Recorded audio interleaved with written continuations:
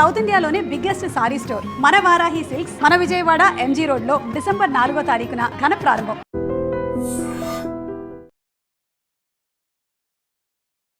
Okay okay okay okay కానీ మొత్తం పెద్ద ఇదే అయింది కదా. అసలు చాలా చేసేసారు కదా. ఎంత నష్టపోయాను నాన్న.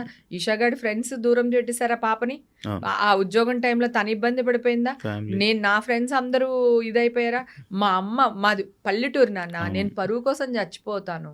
యాక్చువల్లీ అది ఇప్పుడు అడుగుదాం అనుకున్నాను. అది మీ అమ్మగారి గురించి కూడా నిన్న మనం వీడియో అప్లోడ్ చేసిన దాంట్లో ఫుల్ ఎమోషనల్ అయ్యారు చాలా. అసలు నేను అమ్మ మీద ఎన్నిసార్లు ఒట్టేసినా కూడా ఎమోషన్లో వచ్చేస్తుంది అసలు కళ్ళంటి నీళ్ళు.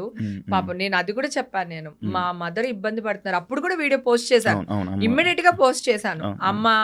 అమ్మ ఏమైపోయిందంటే బ్లాంక్ అయిపోయి ఎవరో వచ్చేసారు, నన్ను తీసుకెళ్ళిపోతున్నారు, నన్ను వచ్చేయమంటున్నారు, నేను వెళ్ళట్లేదు, నేను గట్టిగా పట్టేసుకున్నాను గుమ్మాన్ని, పిచ్చి పిచ్చిగా మాట్లాడుతుంది. అసలు కాన్షియస్ లో కూడా లేదు అమ్మ.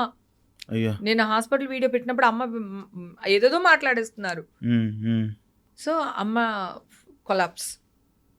అప్పటి నుంచి ట్రీట్మెంట్లు జరుగుతూనే ఉన్నాయి. సడన్ గా హార్ట్ స్ట్రోక్ వచ్చింది. అస్సలు అనుకోలేదు. మా అమ్మని ఎంతైనా బతికించుకుందాం అనుకున్నా. మా తమ్ముడు కూడా బాగా చూసుకుంటాడు మదర్ని కోల్పోయానా. నా కూతురా, నా ఫ్రెండ్సా, నా అపార్ట్మెంట్లో వాళ్ళు నిజంగా చాలా మంచి వాళ్ళు. నా చుట్టూ నా క్లోజ్ ఫ్రెండ్స్ అందరికీ నేనేంటో తెలుసు. నేను పార్టీలు చేసే వాళ్ళకి తెలుసు ఈ పిచ్చమంటే ఏంటి అనేది. వాళ్ళు ఇంకా ఉన్నారు కదా. అందరూ ఉన్నారు. అందరూ ఉన్నారు. ఒక్కటి ఏంటంటే నా అదృష్టం. నేను అయ్యో నాకు ఇంత కేసు వచ్చింది, నేను వెళ్తే వాళ్ళు ఏమనుకుంటారో, వాళ్ళ మొహమాటని పిలుస్తున్నాడు, ఇలాగే ఒక పార్టీకి వెళ్తే చెప్పాను కదా ఒక ఆవిడ అన్నాను, ఇలాగే అంటారు అని చెప్పి నేను ఇంట్లో ఉండిపోయాను. నేను ఎవ్వరికి కాల్స్ చేయలేదు, ఎవరిని రికమెండేషన్ అడగలేదు. వాళ్ళంతటి వాళ్ళు కాల్ చేసి ఈషా పాపతో మాట్లాడారు. అంటే నేను ఇష్యూలో ఉన్నప్పుడు మొత్తం ఇండస్ట్రీ అంతా ఈషా, నా క్లోజ్ సర్కిల్ ఎవరున్నారు, మా హీరోలు ఎవరున్నారు, మా వాళ్ళందరూ ఈషాకి సపోర్ట్గా నుంచుని ఈషాని అట్లా ముందు పెట్టి నడిపించారు. మా ఆయనకి భయం, మీడియా ముందుకు రారు, మిగతా విషయాల్లో ఉండరు, హాస్పిటల్కి వెళ్ళాలంటే కూడా భయం దానికి. తన ఒక టైప్. సో నా కూతురు తమ్ముడు ముందుండి ఇవన్నీ నడిపించారు. వాళ్ళు ముందున్నారు, వీళ్ళందరూ వెనకాల ఉన్నారు. 5 లాయర్లు వచ్చారు నాన్న మీకు సపోర్ట్గా. ఇక్కడి నుంచి 2 వచ్చారు, అక్కడ 3 వచ్చారు లాయర్లు. తర్వాత ఒక లాయర్ని నేను అరెస్ట్ అయిన తర్వాత అప్పటికప్పుడు ఒక లాయర్ని, అక్కడ కర్ణాటక లాయర్ని అప్పటికప్పుడు మాట్లాడారు. నేను ఒక్కదానే వెళ్ళాను కదా. నేను ఒక్కదానే వెళ్ళాను. సపోర్ట్ చేయలేదా ఈ విషయంలో? అదే లాయర్లు 5 వచ్చారు అంటే వాళ్ళు సపోర్ట్ గా వచ్చినట్టే కదా నాకు. అక్కడ నా బెడ్ రిలేషన్ వాళ్ళే ఉండాలి. హేమగారు అనగానే చాలా పెద్ద సర్కిల్, పెద్ద పెద్ద పొలిటికల్ కానీ లేకపోతే అంత మంచి పెద్ద బ్యాక్గ్రౌండ్ ఉంది కదా. లైక్ అందులో ఆ పెద్ద పెద్ద బ్యాక్గ్రౌండ్లో నాకు ఫోన్ కొడితే 5 నిమిషాల్లో జరిగిపోయే పని అని ఉన్నారు. కానీ ఎందుకు ఇంత 18 నెలలు డ్రాగ్ అంటే నేను నడవడానికి? నెలలు అంటే ఒకసారి కోర్టులో కేసు వెళ్ళిపోయిన తర్వాత నువ్వు డ్రింక్ అండ్ డ్రైవ్ దొరికావు అనుకో, అది కూడా ఇన్ని రోజులు లాగుతుంది. అది కోర్టులో చాలా కేసులు పెండింగ్ ఉంటే కనుక మన కేసులు అంత తొందరగా కొట్టారు, లేకపోతే అంత తొందరగా శిక్ష పడదు. ఓకేనా? 2 ఇప్పుడు నువ్వు అడిగిన దానికి ఏంటంటే, నేను తప్పు చేసి ఉండుంటే డెఫినెట్ గా అడిగేదాన్ని. సరే నేను తప్పు చేసేసాను, నేను ఇది అయిపోయింది, నా తప్పు అయిపోయింది, ఎట్లా అయినా పర్లేదు మీరు బతికించండి అని నేను పోనీ కాళ్ళు పట్టుకుంటాను, లేదా కడుపు పట్టుకుంటా మా హీరోలనో ఎవరినో ఒకరిని కడుపు పట్టుకున్నా అడుగుతాను. నేను చేయనప్పుడు నేను ఎందుకు భయపడాలి? నేను ఎందుకు రికమెండేషన్ తీసుకోవాలి? నేను ఒక్కదానే వెళ్ళాను ఎంక్వైరీకి. నేను ఒక్కదానే వెళ్ళా. నేను వాళ్ళకి ఇన్ఫర్మేషన్ ఇచ్చి వెళ్ళా. సార్ నేను ఈ టైంకి వస్తాను, కెన్ ఐ కమ్ సార్? నా దగ్గర అన్ని ఎవిడెన్సెస్ ఉన్నాయి, కోర్టుకి మొత్తం ఇచ్చాను. ఇదిగోండి సార్, వాళ్ళు ఫస్ట్ నోటీస్కి నేను రిప్లై ఇచ్చాను, సెకండ్ నోటీస్కి రిప్లై ఇచ్చాను, థర్డ్ నోటీస్కి నేను వెళ్ళి ఆయన ముందు ఉన్నాను అని చెప్పి. నువ్వు ఒకటి ఆలోచించి, నేనైనా దేశద్రోహం చేస్తానా? నన్ను అర్ధరాత్రి పట్టుకెళ్ళి జడ్జి ముందు నుంచోబెట్టి సినిమా రేంజ్లో నన్ను తీసుకెళ్లి జైల్లో వేయడానికి అంత తప్పేం చేశాను? నేను ఆ పోలీసు వాళ్ళు కూడా అదే అడిగాను, నేను అంత తప్పేం చేశాను? ఇంత పరిగెత్తుకుని తీసుకుని వెళ్ళి అంత తీసుకెళ్ళి అక్కడ అప్పచెప్పాల్సిన అవసరం ఏంటని అడిగా. మేడం మీడియా వాళ్ళు మమ్మల్ని ఇలా అడుగుతున్నారు మేడం, 10 lakhs తీసుకుని మీరు ఆవిడ అరెస్ట్ చేయడం మానేసారా అని. 10 lakhs వాళ్ళు డబ్బులు కూడా మెన్షన్ చేస్తున్నారు. అంత ఫోర్స్ చేశారు పోలీసులకి వీళ్ళు. మరి వాళ్ళకి ఎలా ఉంటది? మేమేం తీసుకోలేదు, ఆవిడెవరో కూడా మాకు తెలియదు, వీళ్ళేంటి ఇలా అడుగుతున్నారు, రేపు పొద్దున మా ఉద్యోగాలు పోతాయేమని వాళ్ళకి ఉంటుంది కదా.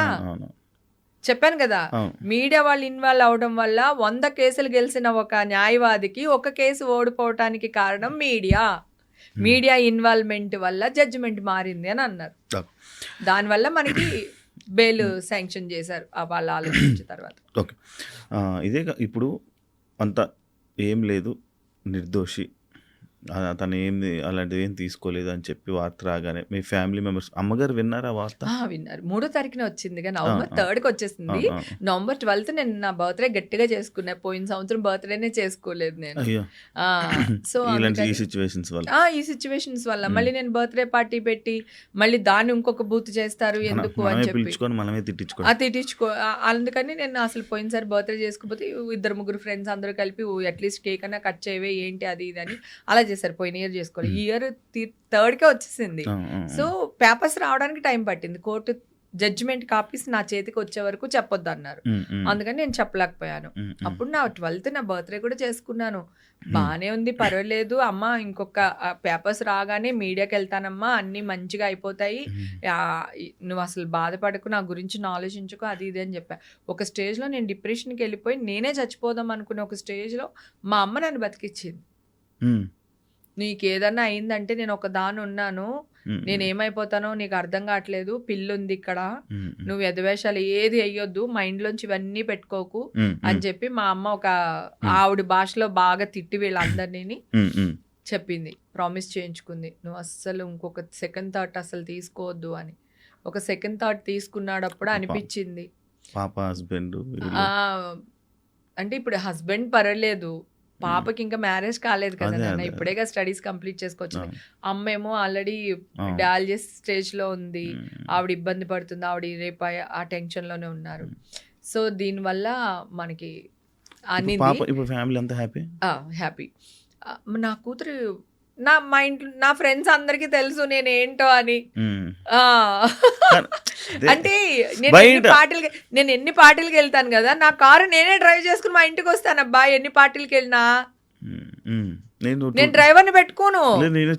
మీరు కూడా చూసారు కదా, సుమన్ కూడా మన సుమన్ టీవీ ఇంటర్వ్యూ జరిగినప్పుడు రోషన్ కూడా అన్నాడు, అక్క ఎన్ని పార్టీలు మన ఇద్దరం కలిసి చేయలేదు అక్క అనేసి. శివాజీ రాజా ఇంటర్వ్యూలో కూడా చెప్పాడు, అది మందు తాగదు, అది దాన్ని చూస్తే అలా అనుకుంటారు, అది తాగదు, అది ఇది అని మాట్లాడతారు. నాకు రెడ్ బుల్ ఒక షాట్ వేసి రెడ్ బుల్ వేసారంటే ప్రపంచాన్ని ఊపేస్తుంటాను అనమాట. ఎవడు రాడు అది ఇది అని. అది నాకు బై బర్త్ భగవంతుడు ఎనర్జీ ఇచ్చాడు. అది నేను షూటింగ్ లో కూడా ఇలాగే ఉంటాను, నేను నాకు అలవాటు, నేనే కార్ డ్రైవ్ చేసుకుని వస్తాను. అలాంటిది డ్రగ్సా?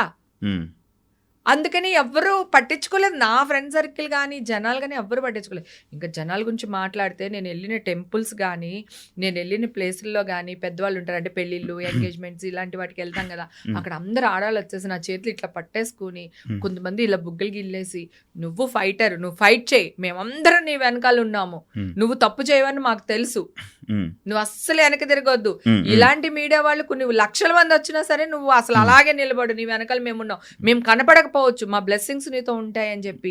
తర్వాత హోమాలు అవన్నీ చేస్తారు కదా గుళ్ళో, అక్కడ తుడవడానికి పెద్ద మొత్తం వీళ్ళందరూ పెట్టుకుంటారు కదా, వాలంటీర్లుగా వచ్చి చేస్తూ ఉంటారు. అలాగే తిరుపతిలో కూడా వాలంటీర్స్ వస్తూ ఉంటారు, బ్లూ కలర్ డ్రెస్ వేసుకుని ఆరెంజ్ కలర్ ఈ కట్టుకుంటారు. అక్కడ తిరుపతి వెళ్తే వాళ్ళందరూ, అమ్మ గుళ్ళో ఉన్నంతసేపు మేము నీ గురించి అంటున్నాము, అన్యాయంగా నిన్ను బలి తీసుకున్నారమ్మా, నువ్వు అస్సలు భయపడకు, మేమందరం ఉన్నామని. పెళ్ళిళ్ళకి వెళ్తే ఇక్కడ, గుడికి వెళ్తే అలాగా పెద్దవాళ్ళు అనమాట, వయసులో పెద్దవాళ్ళు, నాకంటే చిన్నోళ్ళు అందరూని.